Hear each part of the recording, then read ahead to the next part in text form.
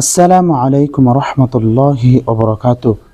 প্রিয় দর্শক, আজ আমরা একটি হাদিস দ্বারা জানব রহমত বরকত কখন আসে। হযরত আবু হুরায়রা রাদিয়াল্লাহু তাআলা আনহু থেকে বর্ণিত, রাসূলুল্লাহ সাল্লাল্লাহু আলাইহি ওয়াসাল্লাম বলেছেন, সেই ব্যক্তির উপর আল্লাহর রহমত বর্ষিত হোক যে রাতে ওঠে এবং তার স্ত্রীকে ঘুম থেকে জাগ্রত করে, আর সেই স্ত্রী যদি ঘুম থেকে উঠতে অস্বীকার করে তবে সে তার মুখে যেন পানি ছিটিয়ে দেয়।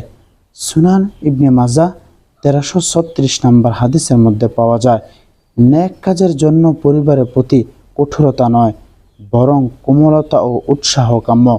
মুখে পানি ছিটানো ছিল ভালোবাসার একটি অংশ। এটি একটি বরকতময় ঘর তৈরি মূল চাবিকাঠি। প্রিয় দর্শক, আজ এই হাদিস দ্বারা আমরা জানলাম, স্বামী স্ত্রী যদি মিল মোহাব্বত থাকে, ওই সময় আল্লাহর রহমত তাদের প্রতি আল্লাহ তাআলা ঢুকিয়ে দেন। সুবহানাল্লাহ।